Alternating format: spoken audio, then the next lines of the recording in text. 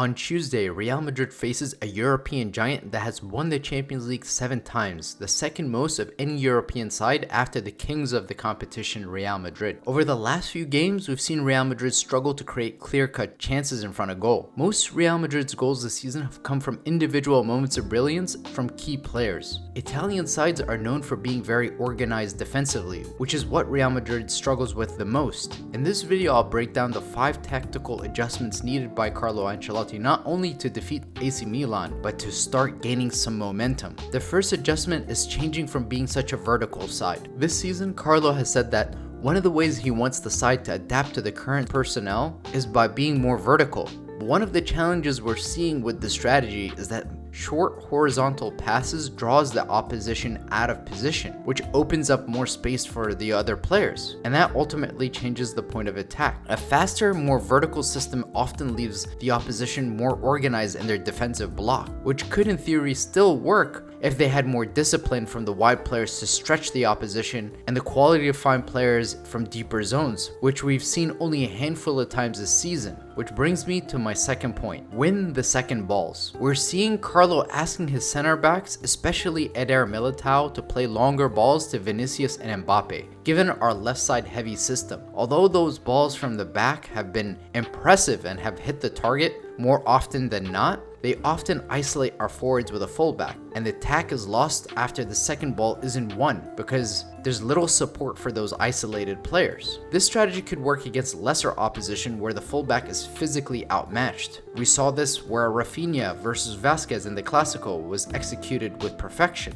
because Vasquez couldn't physically keep up with Rafinha. The issue we often face when these passes are made is it seems to catch us off guard as much as it catches the opposition off guard. There is absolutely no consistent patterns of play that allow the players to develop fluidity. Which brings me to point number 3, which is play Jude Bellingham higher up the pitch. There are very few players in the world that can play with their backs to goal and receive the ball into pressure. There's also very few players in the world that can attack the box like Jude Bellingham. Having him in such a deep position with all of his quality makes no sense. Not to mention that having Jude Bellingham play higher up the pitch frees up Mbappe more because he's not having to play a more traditional 9 role. In wider positions, there's also a player in the box to aim for. The current role Jude Bellingham plays at Real Madrid provides a lot of defensive intensity, but it takes away a lot of his qualities that make him a world-class talent. Jude is also not known for his long-range passing. He's excellent with creating space and playing a decisive pass, but not a long ball, which is what we really need from deeper zones. In our second half comeback against Dortmund, we saw Carlo push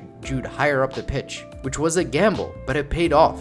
There were phases where Dortmund almost scored because Jude was defending less, but this also gives you the opportunity to win the ball higher up the pitch. Which brings me to point number 4, which is an important one. Try different personnel. One of the things we are keen to see is a change in system that includes players like Arda Güler and Endrick. Endrick is a more traditional number 9, and in certain games it makes sense to give him more minutes. I would not suggest or recommend starting him in a tough away game like we saw against Lille, where Carlo Ancelotti did in that Champions League tie, but rather give him more minutes in games like these, or the game against Barcelona in the Clásico. We were already down 2-0 and there was nothing happening for us at all. It's clear we can benefit from having those types of profile players in the team. Why not give chances to players on the bench, especially in a game where you're already losing by such a big margin? Players like Arda Güler that Carlo Ancelotti said himself can play in a midfield 3 in a deeper position. Why not give the Turkish sensation opportunity to play in a deeper position, to initiate the build-up play, and see if that balances out with the rest of the players that we have? The few games that Luka Modric has played this season, he has looked pretty good because again, we need somebody who can control the tempo, who can distribute the ball. And it's so clear that whenever we don't have that type of profile player on the team, we struggle because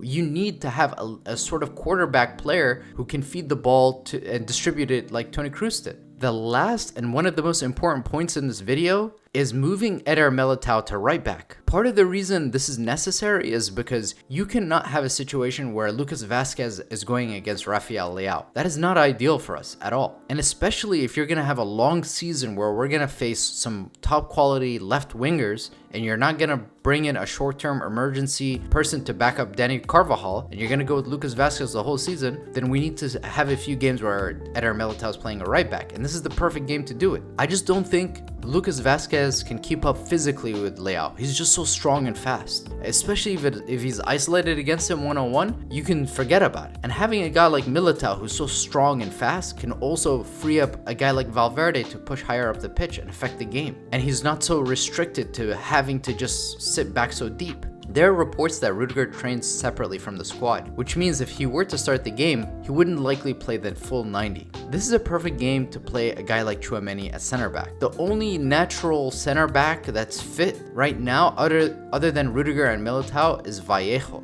which is actually insanity to think about at Real Madrid, to have that be the only real natural backup as center back. David Alaba's recovery is not going according to plan, and after this game we have Osasuna at home, then another international break, which is actually mind-blowing when you think about the fact that we had a Copa this summer, we had the Euros this summer, and the players just came back from an international break just the other week, and now they've got another international break, and we wonder why there's ACL tears and all these injuries. It's actually insane. But on a bright note, we had that game cancelled against Valencia, which gave the players that extra bit of rest that's so badly needed. We saw players against Celta Vigo, I remember, like Vinicius, who pretended to be injured so that he wouldn't have to go play for Brazil.